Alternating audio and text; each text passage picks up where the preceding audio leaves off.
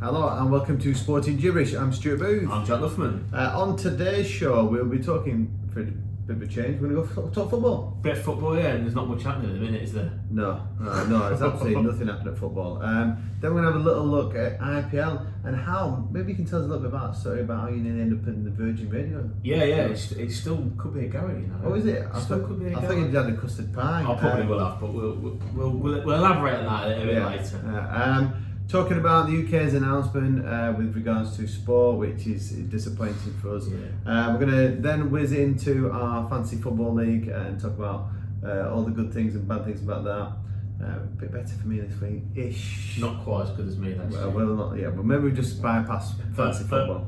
But we're going to start with a really interesting interview that we had last night. For people who haven't seen it, we interviewed Jez George from Lincoln City Football. Really nice, genuine, down-to-earth type of guy. Brilliant, yeah, and yes, it's part of the Talks 2 series that we've been doing, and we've not been doing as many because we've had to do the day job, Stu, haven't we? So we've had to sort of like manage our time a little bit better, I suppose. But we managed to catch up with Jez, who I nearly called him George on the night actually. But yeah, Jez actually, to give a bit of background, he actually came out here just prior to lockdown, wasn't it? Yeah, it was the end of February. Yeah, February time. With Lincoln City and a few of the coaches as part of like an international link-up that you developed, Stu, with school. And then he's been promising to come on, and he did. It was fascinating, wasn't it? He talked about, well, I think what the overriding thing was his absolute passion for sport, for football, and youngsters, and developing youngsters in the game. Yeah, really nice guy, and there was a story that we didn't get managed to chuck out of the night, which I felt a bit of a shame that we didn't get to cover. But one of the stories, and this tells you everything about you need to know about the guy, that Cambridge actually had a game in Barrow. So if you can imagine the distance that we've had to travel there, and I think they had 90 fans came from Cambridge all the way to Barrow, which is Lake District end, the other end of the M6. That's 5-6 hours drive, midweek probably. Yeah, it's not a nice journey. I used to complain going from Preston to Barrow, and that was like an hour.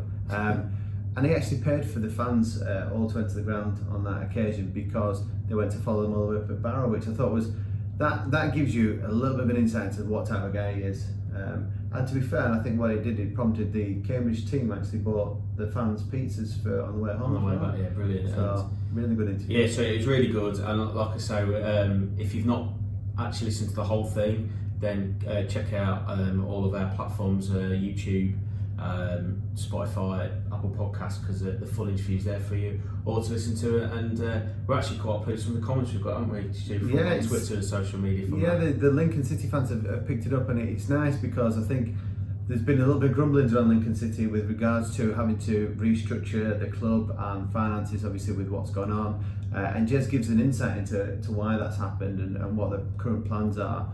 And a lot of the fans that picked it up have actually gone, we appreciate the transparency, the honesty. It just shows you that we've got a good club and how well run it is.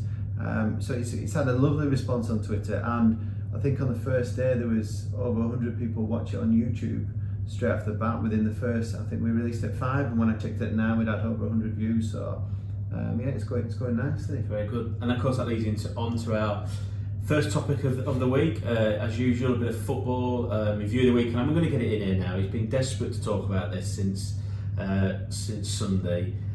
He's been like all over it. He tells me that I always come up with some random Harry Kane or Spurs facts, which I'm going to do it a bit later. I've no doubt. Come on, talk to us about Thiago. You were waxing lyrical about him, Stu. Did he play it? Anybody that has got anything about them and watches football, you can't be anything other than amazingly impressed with that 45 minutes that he produced. Yes, it was against a 10-man team, but you're playing against quality players. It's not like Kante's a World Cup winner, Jorginho's an international player, so that he's playing against some quality players, and they couldn't lay a finger on him. They couldn't get anywhere near him, and I think he broke the record for 75 completed passes in one half of football. So really exciting times for Liverpool fans. It did make me wonder because obviously Fabinho dropped into the back four that game because he kind of played Fabinho's role, but he also took over from Henderson at half time, and everything Henderson tried to do wasn't quite able to pull off. So it went switching play, trying to move the transitions quickly. Henderson's final ball wasn't quite there, and he misplaced quite a few passes. Thiago one misplaced pass in that 45 minutes. So one, Henderson has just got to go, wowzers. And I think two, it's a bit of an eye-opener for English fans to say, yeah, we think we're brilliant at football, but technically Thiago is 3 times the player than Henderson is. And nothing against Henderson, because I love him and I think he's a great player. But when you look at the technique of Thiago in comparison to Henderson, worlds apart. Yeah, I mean, Henderson's had a good 18 months or so, but I think he has his limitations. And what my comment and what I was going to say was, and I think it's testament to Klopp and Liverpool. You know, it's been around. You know, they needed a goalkeeper, they needed a centre half. They went out and got them, they won the league. And lots of people have said, haven't they? And me, and even you, Stuart, in conversation, that what they lack, I think they still lack a number 9 goal scorer, number 9. But also, what they definitely did lack is any sort of creativity in the midfield. Lallana perhaps could have done that job, but his legs have gone, so he's obviously been moved on. And Klopp has obviously recognised that. And as much as the fans and him love the likes of Milner and Henderson and Fabinho, they're not the most creative yet. Now they've gone out and got a creative player, and that's what good teams do, isn't it? You go out and spend money on people that improve your first 11. Yeah. There's 2 things there. One is 20-25 million. He's going to look at an absolute bargain, because he looks, and I said this in one of the lessons, is for the position he plays, he looks like one of the best midfielders in the Premiership. Kevin De Bruyne is at the moment, I would say, the best midfielder, but they're 2 different types of players. De Bruyne is going to be a type of player who's going to pick the ball, run, and he's going to slide balls through. Thiago has a bit of Tony Cruz about him, where he slows the pace down to his liking, and then when he sees an opportunity, it punches, like it's then zipped up, increased pace, and he's got such a disguise in his pass. It looks like he's going square, but then he does this really, really bizarre strike through the ball motion, and he actually ends up whipping it left by 10 yards. So as a player playing against him, you're thinking his whole body shape is there, that's where it's going to go, and then last minute he's playing it in behind you. So you can imagine he's going to catch fullbacks out there thinking, oh, it's going to go out to Trent here.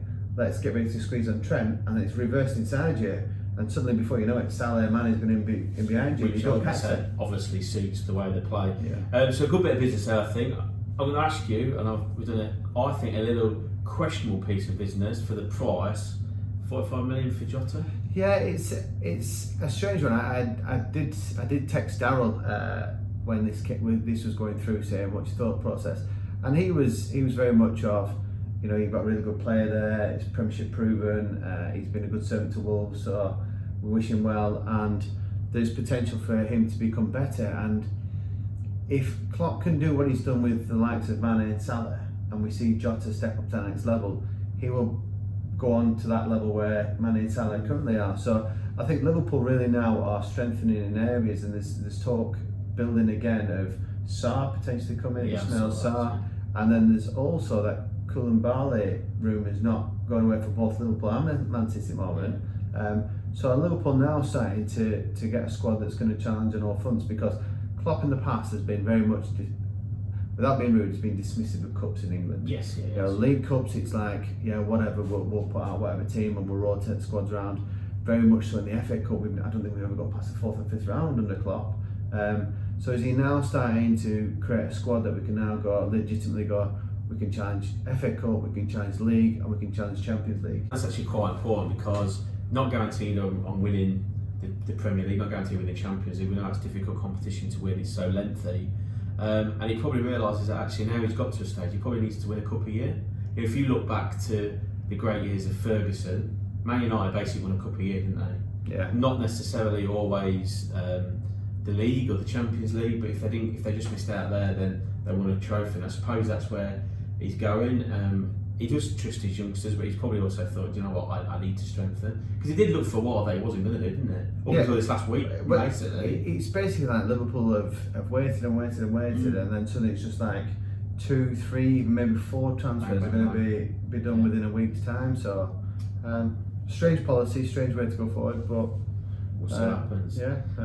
Obviously that was a good win for Liverpool. Chelsea disappointed, no strength and no today. Yeah, so we've decided we're going to choose a new feature called Heroes and Zeros.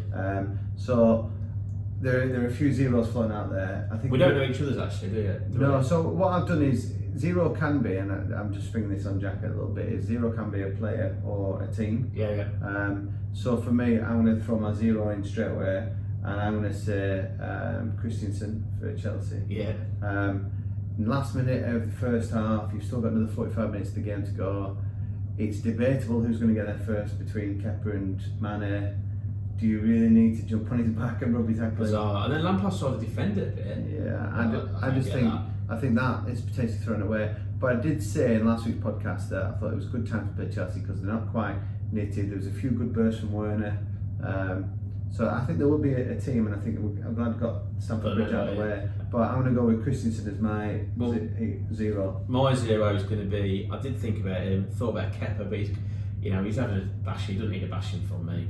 I'm going for referee. Can I do that? Oh, you're not going to call it Coots, are you? No, not Cootie. Cootie did wonderful for Spurs. I'm going to go Mike Dean. Loved it again, didn't he? Loves the camera. Ross Dixon. I know we love him, but I just didn't think there's any need for him to be sending off Bilic there. I know Bilic probably is not, covering himself in glory, but I just thought it was a typical Mike Dean, show of authority, get off without even thinking. He didn't swear at him, and I think that's been proven. He swear at him. He was on the pitch because he's got to get on the pitch because of the split dressing rooms now. Yeah, he just wanted to have a chat with him. There was no aggressive nature behind it. He was very calm. He wanted to speak to the referee, and Dean just wanted to give him time. And don't get me wrong, the sending off from his fullback was ridiculous. He could have easily been a zero, couldn't he, as well? But my zero is Mike Dean. Right, so we'll go zero team. I'm definitely going to throw Man United under the bus here. At home, first game of the season, Crystal Palace. Yeah, I can't disagree with you. Bad result that they were as bad, and I think I put on Twitter, they were as bad as Spurs were against Everton in the week. And do you notice how Spurs, and we talked about the narrative behind Mourinho and etc., got pilloried, and rightly so in my opinion, against Everton and blah blah blah. There's not even anything said. It's all now, Ollie's realised and he wants to buy him, but I've said it before, I'll say it again. I know people did. Matt texted me and disagreed with me. I don't think Ollie's the right man for the job. Yeah, well, the funny thing is he's got no proven track record at the top. Yeah, we talked about that. Right, so hero. So I'm gonna throw my hero in, and you're gonna be surprised with this one. I'm gonna give it to Harry Kane. Oh my goodness! But I'll never ever give it a Man United player. But yeah, Harry Kane. I just thought we saw glimpses of the best of Harry Kane in regards to how vital he is to Spurs and being that link-up player. And it's such a shame that I can now only sit there and think, if you had a Danny Ings or a Callum Wilson you could have got to play in front of Harry Kane would be feeding that person and still getting in the box and being a threat as well. But his work rate the other night, his passing ability, his ability to find Son at the end was tremendous. So I'm going to give it to Harry Kane. I think there's a lot of people, and me included, have been saying for a long while that he's actually more than a goal scorer. And if you listen to the experts as well, the people who know, I don't call him an expert, Tim Sherwood, but he's known him very well. He's always said he's more than a goal scorer. He's a footballer.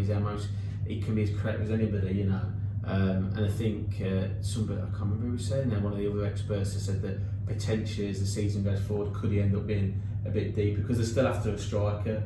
Yes, Son could play up there. Bale could even end up playing a central role with Bergwijn left to right. So it's interesting, but what great performance from Kane, definitely. My hero, I'm not going to admit, my hero is Gareth Bale. He's coming home.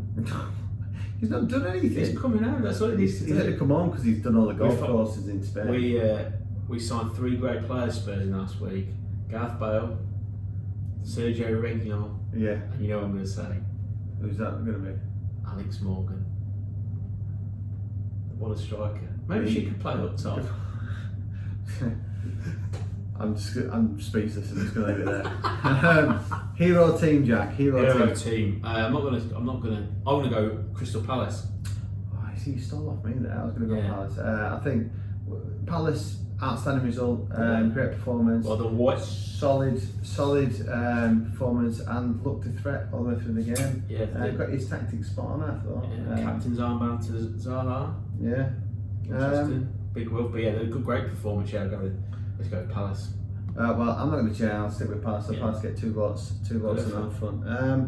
Right, transfers. Rumour mill is at it again.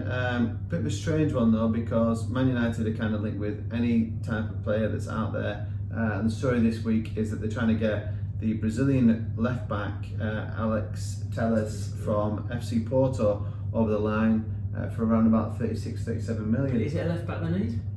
Probably not, but I think at this point in time they're getting a little bit desperate and they just need to get, I would say, a key figure signing. But do you think it's about, and I still think that potentially David Moyes might have got it right at Man United, for me. But anyway, that's history. But do you not think we're in the stage where he couldn't get a signing that first season and then went and spent, what did he spend, 30 million or something on Fellaini? Yeah. Are we down that road?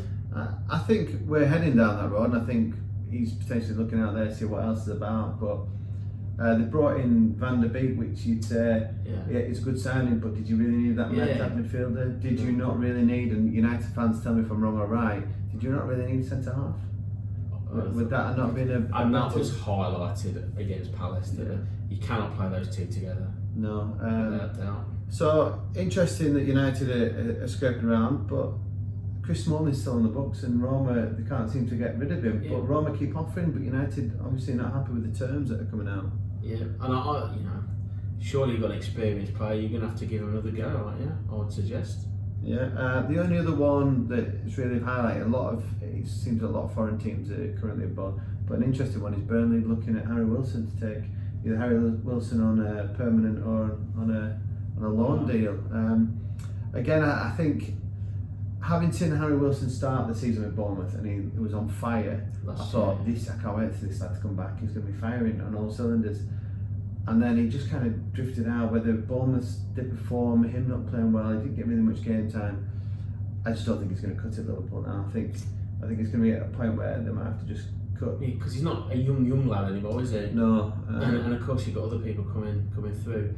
The one thing that probably not a transfer or big news in the thing is, well, we've got Cardiff, we've got Swansea, we're going to have another. Is it going to be going from Swansea to Deadpool in Wales? Oh, unbelievable. So, anybody that's not picked this up, this is all over the media at the moment. Ryan Reynolds and his actor friend, Rob McElhenney, is that how you pronounce it, are currently in negotiations to take over Wrexham Football Club. Have you ever heard anything so ridiculous? Just bizarre. I mean, I don't know. I'm a bit speechless as to A, why, or have they got an interest in football or whatever, and B, if they have, Wrexham? Yeah, but the funny thing is Ryan Reynolds is known for pranks, playing stupid stunts. So it's going off at the moment on Twitter and all sorts, thinking he's going to be popping down, but it seems to be gathering a bit of something. Sky picked it up. BBC picked it up and now sporting gibberish on it. There must be some truth behind it. I'll give Ryan a call then. Yeah, see what happens. But interesting. Can you think of anybody else? Obviously probably the most famous I can think of off the top of my head, sort of celebrity owner of a football club is Elton John. Yeah. At Watford. Incidentally, my dad shares a director's box with Elton John. I say director's box with Elton John when he saw years and years ago, and he's got his programme song by him. Oh, did he? Yeah, years ago. Very nice. I don't. Did he play any shots against your dad? Don't know, but Dad walks a bit funny now. Well, I'll ask him next time he's over. Right, this weekend. Well, obviously it's a big game tonight, Lincoln-Liverpool. But when you guys listen to this, we'll already have the results, so it'll be a bit strange. But my stand-up fixture for this weekend is going to be Monday night one, Liverpool-Arsenal. Yes. It seems that the fixtures haven't been kind to Liverpool. Tough start. With regards to, but as Paul Walker reminded me in the office, if you're going to win the league, you've got to beat them all. Oh, yeah. So in theory, we could have done down Arsenal and Chelsea first two games, and then we're on the road to hopefully some easier fixtures. But yeah, my game to watch this will be Monday night. Unfortunately for us, it's an 11 o'clock job. When do the clocks go back? It's not this weekend, is it? No, it's because then it makes it 4 hours, doesn't it? Oh, I know, I was like dreading that, but yeah, I'm going to be a trooper. I'm going to stay up for it. Yeah. There we go. My one is the Yorkshire Derby, Sheffield United, Leeds United. First one for I don't know how many years, a lot of years. Yeah. Interesting because on this show, and I know Stu, I said that actually we saw the real Sheffield United after lockdown for me. and I think it's 5 without a win now either side of Yeah. the break. They'll be desperate for the points. Yeah, and Leeds again. I've had a few people get into, it's not about that. I'm just not on the bandwagon that they're brilliant. They will stay up above the other two. The other two are gone. I think West Brom and Fulham have gone already. I'm writing them off. Yeah. Leeds will stay up, and I think they'll probably finish top half. But I'm not getting carried away with other people, Matt Aldridge, that they're going to finish top 6, top 5, and other people. So it'll be interesting because, Yorkshire bragging rights, wide will have Sheffield United wound up. It'll be interesting to see. I think it could be quite a good game actually. Yeah, but before you all get on the bandwagon, Jack's referring to it's been a while since Sheffield United against Leeds in the Premiership. Yes. Okay, because there'll be some stats about that going. Yeah. Well, we actually played 2 years ago. Yeah. But yeah, it's interesting, and I think it's a big game for Sheffield United more than anybody. Yeah, definitely. Otherwise, they're in dire straits already. Yeah. Doesn't surprise me. No, I always thought it would be a second season rebound for them as well. So yeah, right. Moving swiftly on. Maybe we'll start with Jack's got a new friend, Chris Fade from the Virgin Radio station. Yeah, so all linked in nicely to the IPL. Yeah, so the IPL's obviously in Dubai, and the Virgin, that's Virgin, so one of the big radio stations out here, they're covering it, but they're sports guys, not Big Rossi, they call him. He's an Everton fan, so he knows nothing about football either. Not much of a cricket fan, so we've been in contact about perhaps me covering, or us, Sporting Gibberish, covering a bit of IPL on Virgin Radio. I don't know who's going to palm me off or not. If they ask me how, I'm going to just shout, he's Chris Gale. Chris Gale, yeah. You saw him, didn't you, last week? Well, I saw Chris Gale's team. The Kings 11 Punjab, yeah. So, yeah, I don't know. I mean, I thought Chris Fade as an Aussie would know a bit, but, hang on a minute, Aussie's cricket? Maybe not. No. But yeah, anyway, the IPL started over here. Pretty good. I've watched first 2 or 3 games. I believe there's a super over in one of the games. Super over on Sunday evening, yeah. To be fair, the only ball I saw of that was the last ball of, I was playing myself, but the last ball of the actual game with caught square leg, and then it was a super over. How did you get on that game? Yeah, we lost that game, Stu. And how do you do with the bat? Because you tell me you're a big batsman. So every week he's into me, yeah, every week. Can't wait till you start playing football. When you're fit. What did you get? 4. Was it 4? I thought it was 3. You've done. I got 4. I'm sure you added one on. Was it wide? 30 last night though. Off not many balls to get the team off to a fly in a winning chase. Okay, but 3 the other night when we were talking about that game. But it happens, man. You sacrifice myself for the team. So far it's like, what was it? 10, 40, 20, 40, 3, 30. Some good numbers in there, isn't there? Well, it's like a big long phone number, isn't it? So back to it. So obviously I'm keeping a keen eye on the English players in it. Radisson was played at Sharjah the other night, small ground. Jofra Archie, 28 off and over. Hasn't scored 28 runs for England yet in his career, but hit one off and over. And so they're the ones I'm following, Radisson. So they've got Jofra, got Tom Curran, they've got Butler to come in. So we'll see how they go. But it's exciting. Any other predictions on who you think is going to win it? I think that the Radisson Royals look decent.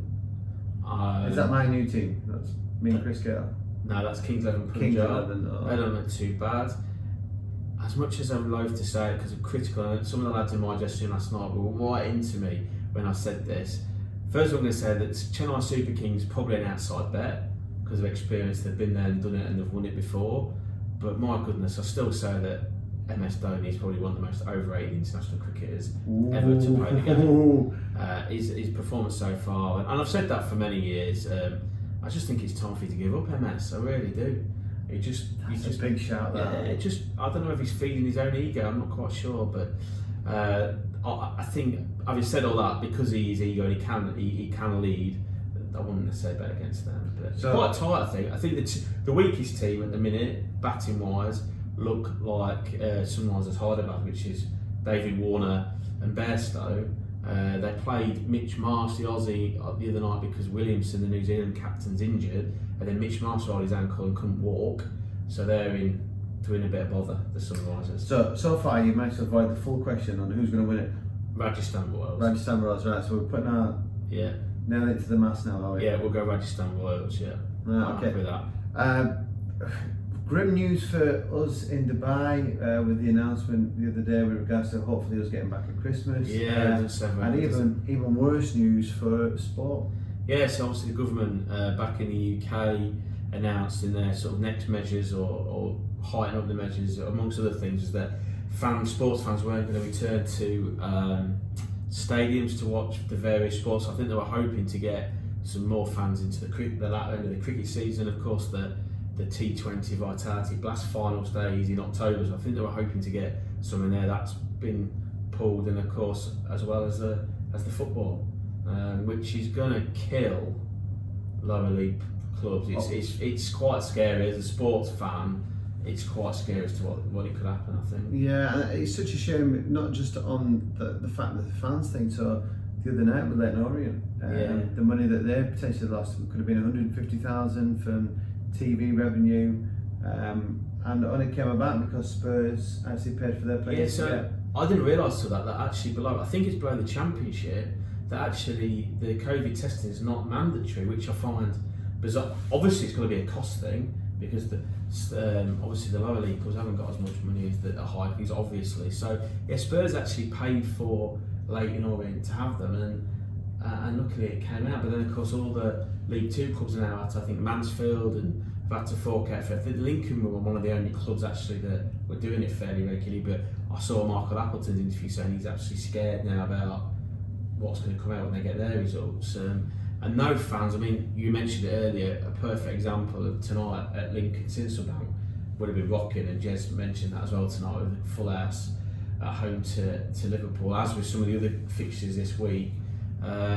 But no sign of fans getting back in, and it's going to be a killer, I think. Yeah, it looked like there was a glimmer of hope where 1,000 fans were allowed in some of the AFL games, but since then it's all turned around, and that seemed to go well as well, didn't it? But obviously it's a bigger countrywide thing. But I have noticed that there's some talk of maybe, and I think Lampard got behind it, that there's some talk of the Premier League helping out the lower leagues, i.e. maybe one suggestion was players take 5% of their wages goes down to the lower leagues, which I think would be good. I think it would shine the light on Premier League footballers and clubs in a good light for once, because they do get a bit of stick, some rightly so, some not so, I hasten to add. But yeah, I think they need to do that, because if every club, whichever team you support in the lower leagues, you will have had a Premiership or an old First Division club player on loan. Yeah. So Preston North End, we've had the likes of David Beckham there,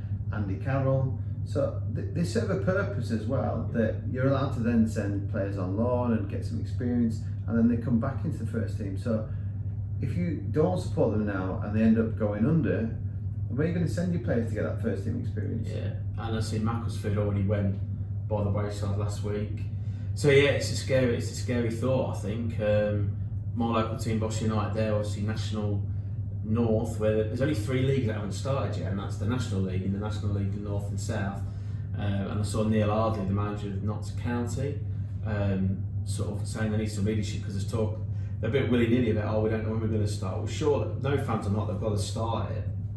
Surely, to goodness, and start a streaming system that fans can pay a nominal fee for, but try and get some revenue in. But yeah, there's a few that popped up last year, wasn't there, when the playoffs came through? Because I remember somebody was saying they watched the Gateshead online, and then you were saying you watched. We watched the Boston. It was a couple of quid. All right, it's not going to major, but it's some type of money coming in. But you think about Boston United, they won't be the only club. It's one only purely because you know a bit and I read about it. Obviously, they're going into a new ground, which at the minute is not quite ready. So they were going to have to probably ground share, play their first fixtures away from home.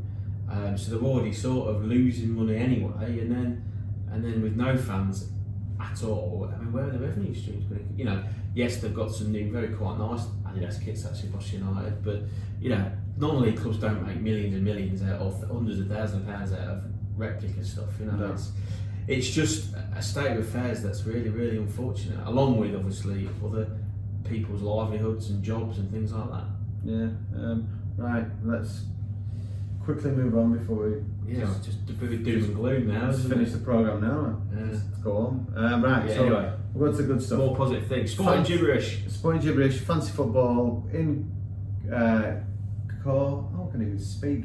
with Collaboration? With collaboration. That's So you should know that's an IB buzzword. Yeah, with collaboration with Radisson Red at Silicon Oasis. Thank you, Stuart Burtwood, for getting on board with this. So this week's movers and shakers. Yeah, movers and shakers. Well, I'll start with myself.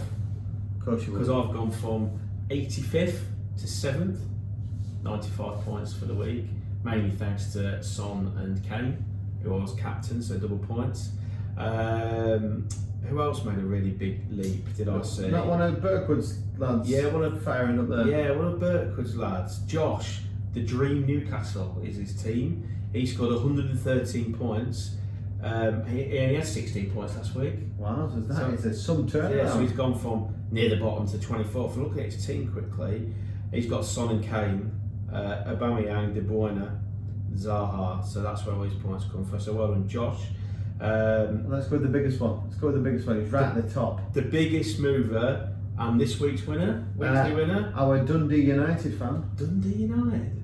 They've still got two sides in Dundee, haven't they? Yeah. Unbelievably. So yeah, our this week's winner for the voucher, we scored 117 points, taking to a total of 150. Jason Smith, with his team name played for, won for. Congratulations, Smithy. Well done. But I think he captained double points Son, which is obviously 48 points. Again, got Kane, Richarlison, and he got Harvey Barnes, who obviously knocks our friend Harvey. We should have him in our team just as standard. Yeah, he should really be out like SJ mascot or something, shouldn't he? Yeah, I don't think he'd go down that way. When you want to just come and stand here, Harvey, right between both of us? Yeah, again. Yeah. I think maybe next time we will give him a shirt or something. See what he says. I've not got any shirts, I've got a face mask. Sign it. And also Jason had Justin, the fullback from Leicester, and Alexander Arnold, who scored quite well for defenders, and McCarthy in goal. So Jason, well done. Yeah, jobs are not, and we'll get the voucher over to you. And of course, last week's winner as well still hasn't come forward. Yeah, Kuma, what is going on with your life? Yeah, Dad Bod 86, who's still top of the league, by the way. He scored 70 points this week, so he's top by 2 from Boom Shakalaka, Jack Brown, and Sexpot. Andrew Egston is in 3rd with 153. Right, so let's go to reverse end of the table. Who are let's go with the bottom 3. Bottom 3. So who are the most relegation. embarrassing people on the game? So relegation in 111th, top of the Klops, Jack Goulston, 50. He's got 50 points this week with a total of 72. Second from bottom, enjoying 111th actually, again with 72 points. JDFC, Joe Thomas. Oh, Matilda, bigging her up. Oh, she's brilliant at this. She spent so much time. Obviously not. Oh, she's made some transfers this week. But yeah, anyway, and then in bottom place, 113th overall, Boom Shakalaka again, bizarrely, but Mike Morgan, our music teacher, Michael Morgan. That's why you're a music teacher and not a PE teacher. Also, you better get that money to me before you disappear. Before you're trying to dropping out of any leagues. Yeah. So Mike, I'm assuming you've made some transfers this week, hopefully, because you need to get yourself off the bottom. I hope he's got a wild card, triple captain. Triple captain. Who's your triple captain? Who's your triple captain this week for triple captain? I don't know who's playing the rich team. Who's playing United? Oh, Brighton, no. Oh, let's Stig. Was he Morpie? Morpie triple captain. Yeah, I think Morpie. I'll be tempted to triple captain one of Sonny or Kane, I think, because I own to Newcastle. Sorry, Stuart Burtwood. They're a strange team out of Newcastle. Go and get a great result at West Ham and then fall apart against Brighton. So I wouldn't write that one off. Interesting enough, from Johnny Underl, I'm not going to give away your tactics, and I don't know if he's done it, but he thinks, and he's a mathematician, Johnny, so there's always a little bit of thinking behind this, isn't there? He thinks that you've got to put all your money in your midfield and your strikers at the minute, because he thinks that with no fans in the grounds, people are being a lot more free-willed, not more attacking, because they're not worried about fans complaining or going behind. He reckons that's why there's loads of goals going in. Yeah, Johnny has a unique mind, we'll say. Yeah. And unique way of thinking about Interesting. things. So I think Johnny's tried to break the fantasy league game by selecting But 11 strikers this week. But yet we've still not mentioned him. Yeah, he's 5th from bottom. Just looked. Yeah. Well, that tells you everything we need to go. Right, just before we finish, Stu, your your story of the time, your last one of this. Yeah, I think we're gonna edge away from. We've got one more story next time. week. Yeah. I'm gonna release. So mine's not so much about playing, but it was when I was out in America coaching in Arizona. I was only 19, so back in 1999, myself and another lad were working for a company. And what tends to happen with these companies, you move from venue to venue, and then you usually get housed with somebody. Anyway, our boss Lowy says, "Oh, we've been given a house this week, lads. This family are away on holiday. They give us the house for the week. They just asked that we look after the pets." I'm like, "Yeah, right." Walk in, and there's literally 6-7 cats floating about the place and a dog. Lowy literally doesn't even put his bag down. Boss, I'm not staying here, lads. I'm going to a hotel. Leaves with me and this other lad. I didn't say his name. Now. I don't want to upset anybody, so I'll keep his name out of it. So cats and dogs are not too bad, and we go off thingy. But it's funny because internet sounds really. This is how old it sounds. Internet's just starting up, and it's like dial-up internet, and then it loads up. So we come back from coaching, and this lad used to love going on chat rooms, AOL chat rooms. So he'd be on AOL chat, and I'd be like, I'd sit there for a few minutes, and we'd have a laugh and a joke with different people, and then I'd be like, I've had enough. I'll go for a nap, or I'm going to go see what's going on over here, or I'll disappear off like that gaff for a few hours. Anyway, like when we were loading it up, it'd go. There was like a naughty dial-up one, and we'd just laugh and joke. I mean, we never touched you, just always go on these chat things. Anyway, get back to England, and we're talking months later, and just get an email out of nowhere from Lowy. I'm like, "You alright, mate?" He's like, "Yeah, any chance I can give you a call?" Blah blah blah. I was like, "Yeah." So he gives me a call. He says, "So I've just had this family on the phone to me about an internet bill." All right, which family are you on about? It's like the one that we stayed in at Kingsman.